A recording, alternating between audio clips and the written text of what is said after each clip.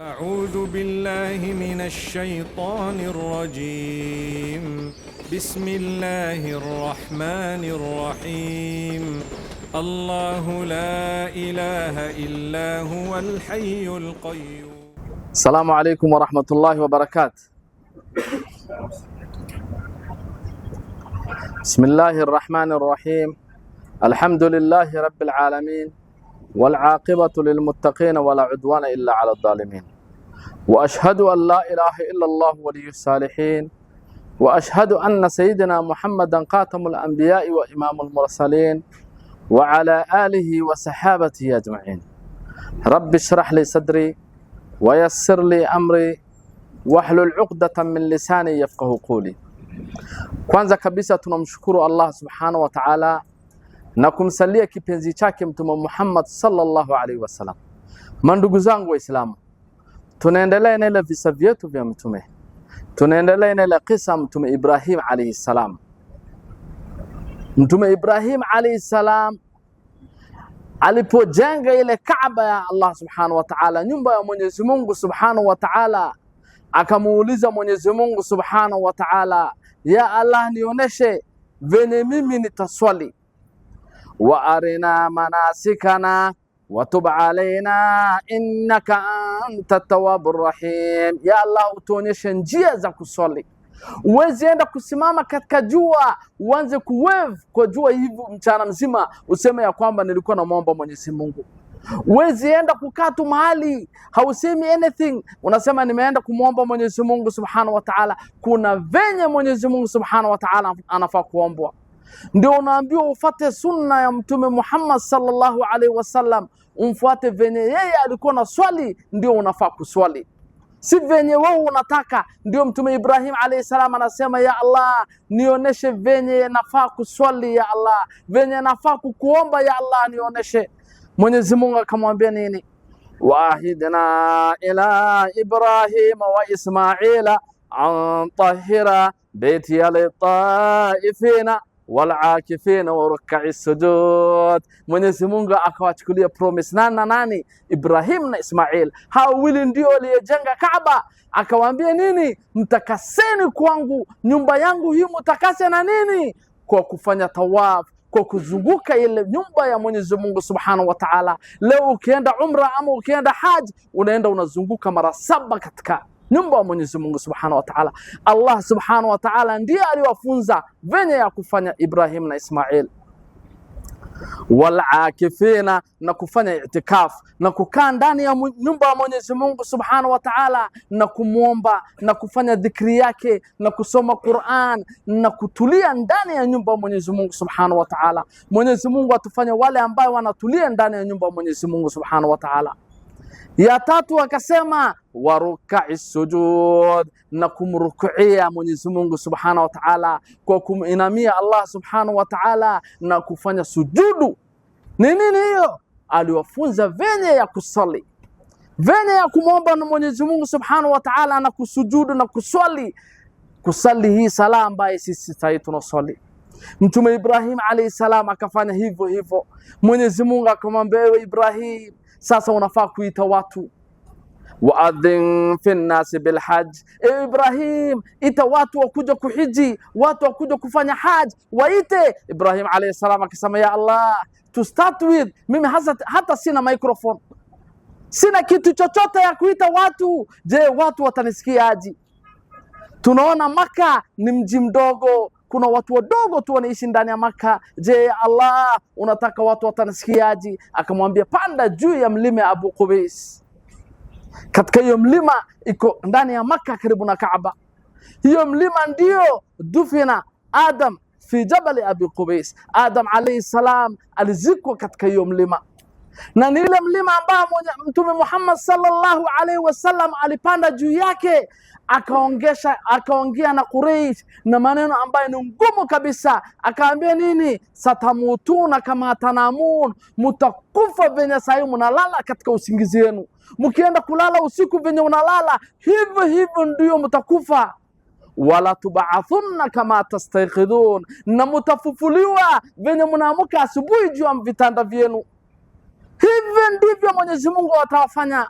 na siku ya kiyama mkifika, wala tujzauna bil khairi khaira, Mwenyezi Mungu atakulipa kama umefanya khairi, Mwenyezi Mungu atakulipa khairi, wa bisharri sharra, na ukifanya shari Mwenyezi Mungu atakulipa na hiyo shari. Allahu akbar.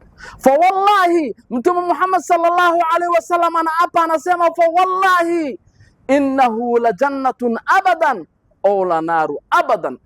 Kwa hiyo utaingia ndani ya, bila shaka utaingia ndani ya janna milele, ama utaingia ndani ya motoni milele, kwa mujibu ya vitendo vyako. Kwa mujibu ya vitendo vyako. Nani anaweza inua mkono aseme nitaamuka hapa nikuwa hai? Wallahi hakuna. Hakuna mmoja wetu hakuna assurance ya kwamba atatoka ndani hii misikiti na simame pale nje akiwa hai. Hakuna. Sasa tujue ya kwamba kila wakati mauti yetu iko karibu yetu. Je, tujiangalieni, tunafanya khairi ama tunafanya shari? Ukifanya khairi utaingia janna, ukifanya shari naye utaingia wapi? Motoni. Sasa tujiangalieni sisi wenyewe nafsi zetu. Hivyo ndivyo Mtume Muhammad sallallahu alaihi wasallam alituambia akiwa juu ya mlima ya Abu Qubais. Mtume Ibrahim alayhi salam akapanda juu ile mlima, akaambia watu wake, Mwenyezi Mungu alisema mimi ndo nitafikisha, wewe waite, mimi ndo nitafikisha. Wallahi inasemekana mamlima yote ilijipeleka chini kabisa. Mlima ilijipeleka chini kwa sababu ya Allah subhanahu wa ta'ala, ili message ya Mtume Ibrahim alayhi salam iwafikie watu wote wakiwa duniani. Haikuwa na microphone, lakini message yake ilifikia kila mtu kando kando ya dunia mzima. Ule mtu alikuwa Amerika, ile mtu alikuwa Asia, ile mtu alikuwa Europe, ile mtu alikuwa Afrika, wote iliwafikia hiyo message. Mtume Ibrahim alayhi salam alisema nini? Inna Allaha kataba alaykum hajja fahujju, kujeni, Mwenyezi Mungu amekuandikieni ninyi mkuja mfanye haji, kujeni muhaji. Allahu akbar. Ndio Mwenyezi Mungu anatuambia ndani ya Qur'an, wa'adhin fin nasi bil hajji ya'tuka rijala wa ala kulli damirin ya'tina min kulli fajjin amiq. Allahu akbar. Mtume Ibrahim alayhi salam aliambiwa na Mwenyezi Mungu waite watu wakuja kufanya haji. Allahu akbar. Wakaja wengi katika mguu, wakaja wakiwa wanatembea. Inasemekana Mwenyezi Mungu subhanahu wa ta'ala alifikisha hiyo message kwa wale watu ambao walikuwa ndani ya tumbo, na Mwenyezi Mungu subhanahu wa ta'ala alifikisha hiyo message kwa vizazi ambao watakuja baadaye, ambao wako katika mgongo ya wale wanaume ambao wakati hiyo walikuwa wala vizazi, mpaka wakati yetu hiyo message imetufikia. Wallahi sasa kuna kitu inaitwa quota. Kila nchi wanapatiwa nafasi fulani ya kukuja haji. Waislamu katika hii duniani ni more than 2 billion. Leo ikisemekana itafanywa open na watu waende haji, watu kama 300 million ama 200 million wanaweza enda haji. Je, inaweza wabeba? Saa hii watu milioni 2, milioni 3 ndio wanaenda. Ukienda huko unakuta venye watu wanajaa mpaka unakosa mahali ya kusimama, venye watu wamekuja wengi. Ni message gani? Nani aliwafikishia hiyo message? Unajua nani? Mtume Ibrahim alayhi salam. Ndio inasemekana watu wanakuja wakiwa wanatembea na mguu, wengine wanakuja wakiwa juu ya ngamia ambaye imekonda, wanakuja naye katika haji, ngamia ambaye imekonda, na wengi wanatoka kando kando ya dunia mzima, katika kila njia, katika mahali mbali watu wanatoka wanakuja haji. Wallahi leo ukienda haji unasimama hivi unakuta wewe ni Mkenya, unamkuta mwingine ni Uzbekistan, mwingine ametoka US, mwingine ametoka Argentina, mwingine anatoka China, nini yote mnasimama mahali moja. Allahu akbar. Huwezi sema huyu ni fulani, huyu ni fulani. Hapana, watu wote wanatembea hivi pamoja. Kwa nini? Ni ile message ya Mtume Ibrahim alayhi salam. Allahu akbar. Mtume Ibrahim alayhi salam kuwaita wale Waislamu kukuja, wengi walikuja. Hajui nani aliwaita, lakini ni Allah subhanahu wa ta'ala ndiye aliwaita. Mpaka leo watu wanaenda hivyo haji. Mtume Ibrahim alayhi salam akarudi zake Palestine, akaenda huko akakaa kwa muda.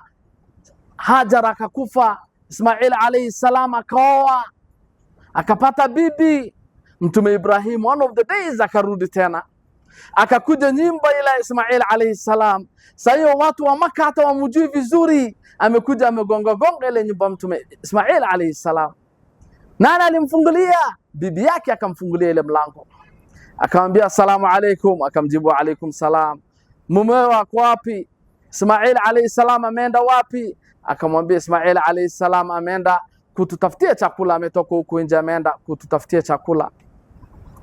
Akamwambia vipi nyumbani mnaendelea aje? Akamwambia nyumbani mambo ni mbaya, nyumbani tuko na shida mingi, chakula hatupati vizuri, tuko na shida.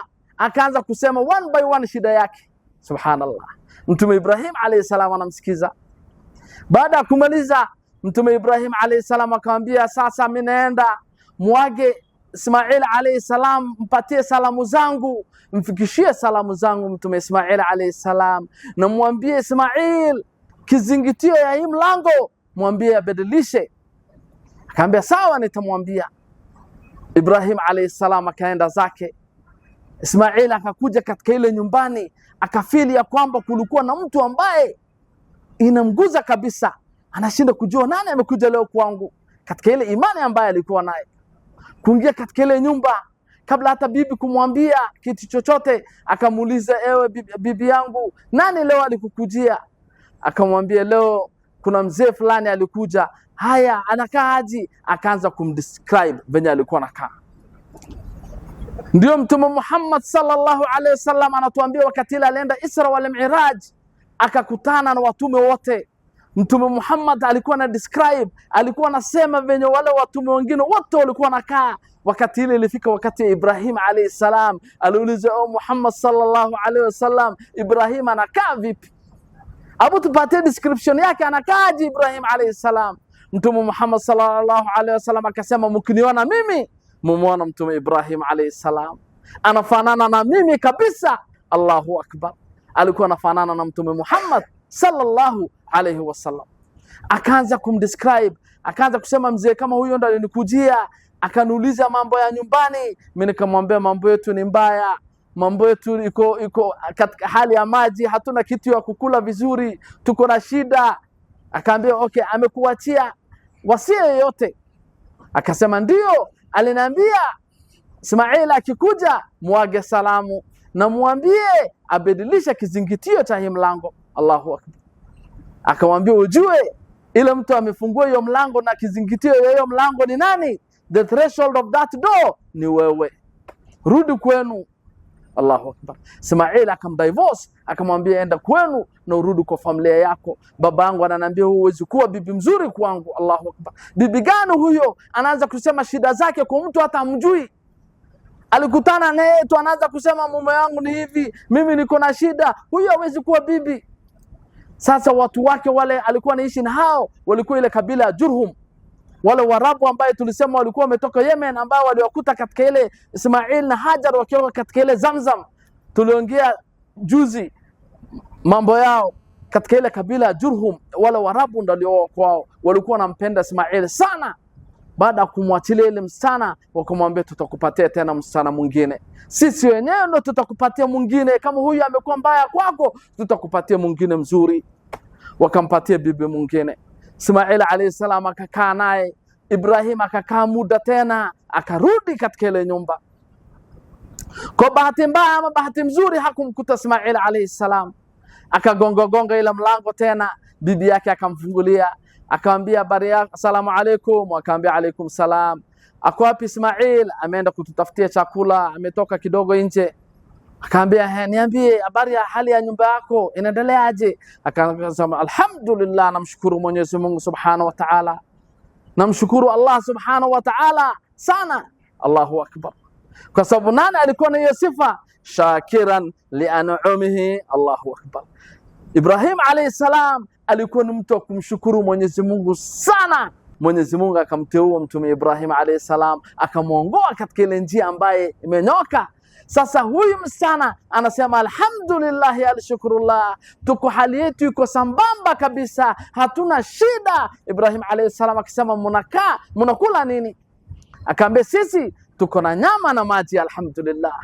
tunakunywa maji yetu ya Zamzam na tuko na nyama Mwenyezi Mungu ametupatia. Tunamshukuru Allah Subhanahu wa Ta'ala. Akaanza kumwombea dua, akasema Mwenyezi Mungu awafanyie nyama yenu na hiyo maji yenu baraka, aweke baraka ndani yake. Allahu Akbar.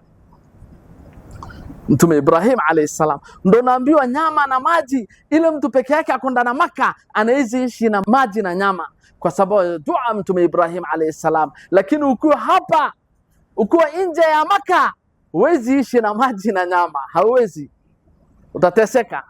Lakini kwa sababu dua Mtume Ibrahim alayhi salam, maji na nyama unaweza ishi nayo uko Maka. Allahu Akbar.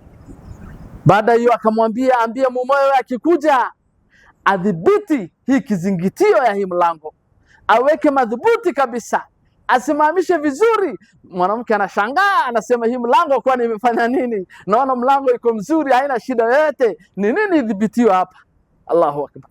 Ismail kuja kwake akamwambia, akaanza kufeel, akisema ni nani tena amekuja leo? Akaambia kuna mzee fulani amekuja na anakuaga salamu, anakusalamia sana. Nini amekupatia? Wasia gani amekupatia? Ameniambia nikuambie udhibiti hii mlango, kizingitio ya hii mlango. Allahu Akbar. Ufanye madhubuti. Allahu.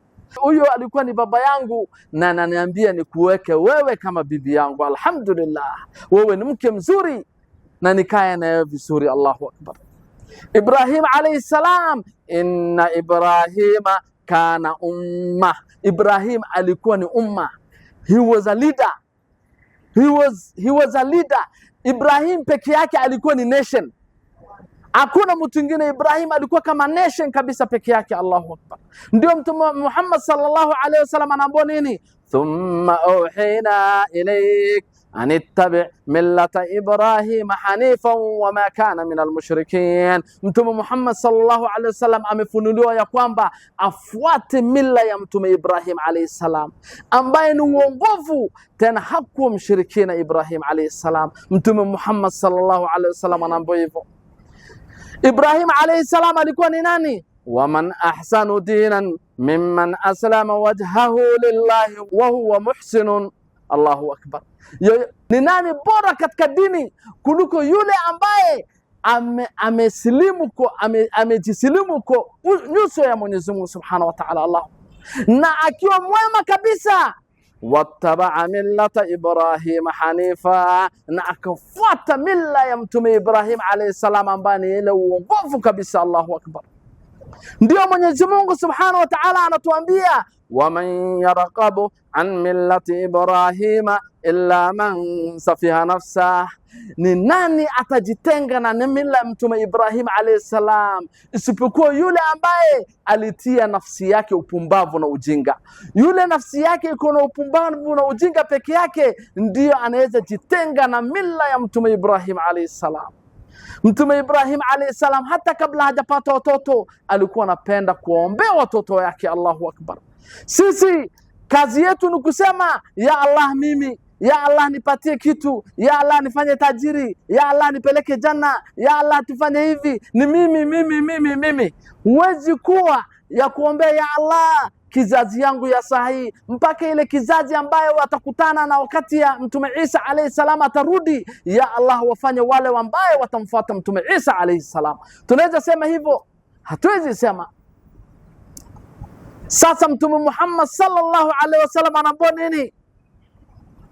Waambie wale wa Kristo na Wayahudi, qul ya ahla alkitabi ta'alu ila kalimatin sawa'in bainana wa bainakum alla na'budu illa Allah. Waambie wale ambao ni ahlul kitab, wale wa Kristo na Wayahudi, kujeni tuungane katika ile neno ambaye ni sawa kwetu, ile neno moja ambaye ni sawa kwetu ya kusema nini? Tusimwabudu yoyote isipokuwa nani?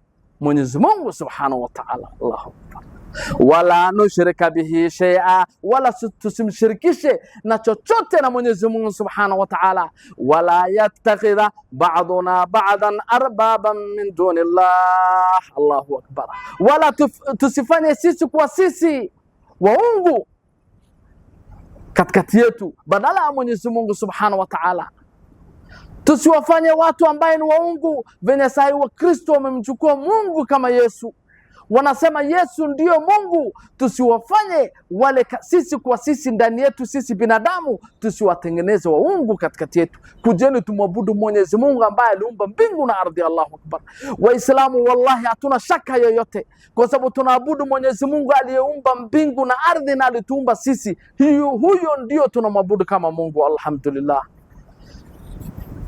Fa in tawallu, na wakigeuka wakikataa maneno yenu, faqulu shhadu bi anna muslimun, waambieni ya kwamba, shuhudieni ya kwamba sisi ni Waislamu. Alhamdulillah, sisi ni Waislamu. Ndio Mtume Ibrahim alayhi salam, tukifata mila ya Mtume Ibrahim alayhi salam, wallahi utamwabudu Mwenyezi Mungu mmoja peke yake. Mtume Ibrahim Mwenyezi Mungu alimpatia mtihani ya kila aina. Anamwambia nini? Wa idhibtala Ibrahima rabbuhu bikalimatin fatammahun. Mwenyezi Mungu alimjaribu na Mtume Ibrahim na neno na kalima akampatia, alimjaribu na mtihani, lakini Mtume Ibrahim alayhi salam alitimiza yote. Mwenyezi Mungu akampatia zawadi, akamwambia nini? Qala inni ja'iluka linnasi imama. Ewe Ibrahim, mimi nataka nikufanye mwongozi ya watu, nataka nikufanye leader ya watu. Ibrahim alayhi salam ajitakie peke yake. Abu, angalia Ibrahim anamwambia nini? Qala wa min dhurriyyati, ya Allah na watoto wangu, ya Allah na waambie watoto wangu. Allahu Akbar. Ibrahim alayhi salam ajiombee peke yake, kila wakati anaombea pamoja na watoto wake, wale vizazi vyake. Kila wakati Ibrahim anasema, ya Allah, pamoja na vizazi yangu wafanye umma, wafanye leaders ya Allah. Mwenyezi Mungu akampatia zawadi, akasema nini? Waja'alnahum a'immatan yahduna bi amrina. Allahu Akbar. Tumewapatia watoto wako wakuwa maimamu na waongoe watu kwa amri yetu. Allahu Akbar. Wa uhina ilayhim fi'la alkhairat, na tukawafunulia ya kwamba watende mema. Wa iqama salati, na wasimamisha sala. Wa itaa zakati, na watoe zaka. Wa kanu lana abidin. Allahu Akbar. Na walikuwa wale ambaye watu wanatuabudu sisi peke yetu. Allah subhanahu wa ta'ala anasema hivyo. Tulimpatia hiyo zawadi. Mwenyezi Mungu alimpatia watoto gani Mtume Ibrahim alayhi salam? Baada yake Mtume Ibrahim, Mwenyezi Mungu alimpatia watume wote, wale watume watakuja baada yake wote watoke katika kizazi ya Mtume Ibrahim alayhi salam. Tunataka kusikia hawa watume ni kina nani? Tusikizeni majina yao. Wa wahabana lahu Ishaqa wa Yaqub kullan hadaina. Mwenyezi Mungu anasema tulimpatia Ibrahim alayhi salam, tunamtunukia Ishaq na Yaqub, na wote wawili tuliwaongoa katika ile njia ambayo imenyooka. Wa Nuhan hadaina min qabl. Ibrahim tulisema alikuwa katika ile family ya Nuh alayhi salam, na Nuh tulimuongoa kitambo, na tuliwaongoa watoto wake. Wa min dhurriyatihi, Mwenyezi Mungu anasema tuliwaongoa watoto wake Dauda wa Sulaimana wa Ayuba wa Yusuf wa Musa wa Harun. Abu, angalia Mwenyezi Mungu alitaja David, akataja Suleiman, akataja Harun, akataja Moses, akataja Ayub. Allahu Akbar. Wote Mwenyezi Mungu alisema nini? Tuliwaongoa katika ile njia ambayo inafaa. Wakadhalika najzil muhsinin, wale ambao ni watu wazuri walikuwa. Tena Mwenyezi Mungu hakuachia hapo, akaendelesha akasema nini? Wa Zakaria wa Yahya wa Isa wa Ilyas kullun minas salihin. Akataja Zakaria, akataja Yahya John the Baptist, akataja Ilyas, akataja Isa Jesus. Allahu Akbar. Wote walikuwa ni watu ambao ni wema, watu wazuri. Allahu Akbar. Wa Ismaila, akataja Ismail tena, wal Yas'a wa Yunus wa Luda. Allahu Akbar. Akataja Ismail, akataja Yas'a, akataja Yunus. Allahu Akbar. Akamtaja tena Lut alayhi salam. Wa kullan faddalna ala alalamin. Mwenyezi Mungu anasema wote tuliwafadhili juu ya ulimwengu wote, wote tuliwatunukia zawadi. Allahu Akbar. Tena Mwenyezi Mungu hakuachia hapo, anasema nini? Wa min abaihim wa dhurriyatihim wa ikhwanihim, na tukawapatia tena mababa zao. Mwenyezi Mungu anasema tuliwachagua, tukawachagua tena nani? Vizazi vyao.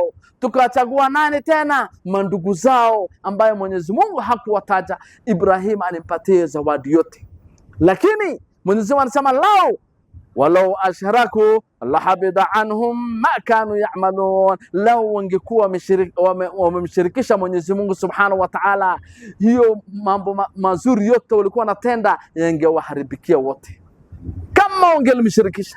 Lakini wote walikuwa ni watu wazuri ambao walikuwa ni watume. Allahu Akbar. Na nani aliyowafanya hivyo? Ni Mwenyezi Mungu Subhanahu wa Ta'ala. Sasa Mwenyezi Mungu anatuuliza swali moja, am yahsuduna an-nas ala ma atahumullahu min fadli, watu wanaanza kuhusudiana kwa sababu Mwenyezi Mungu aliwapatia watu fadhila. Kuna watu Mwenyezi Mungu katika hii watu wetu aliwafanya matajiri, aliwapatia mali, aliwapatia gari, aliwapatia kila kitu. Wengine wanaanza kuwahusudu, wanaanza kuonea shida, wanaanza kuangalia vibaya. Anasema abu, angalieni ile kitu tulimpatia mtume Ibrahim alayhi salam, faqad atayna ala Ibrahim alkitaba walhikma wa atainahum mulkan adhima. Allahu Akbar. Mwenyezi Mungu anasema tulimpatia familia ya Ibrahim, ukoo ya Ibrahim, tuliwapatia nini? Tuliwapatia kitabu, tukawapatia hikima, sound judgment, tukawapatia utume. Allahu Akbar.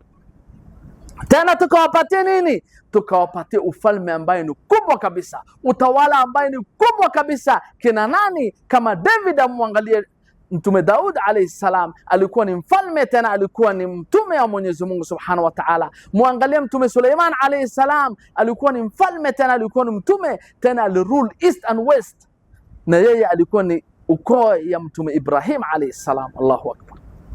Mwenyezi Mungu anasema msionee watu wivu, angalieni Mtume Ibrahim ile zawadi ambayo tumempatia. Allahu Akbar. Si zawadi ya ujinga. Allahu Akbar.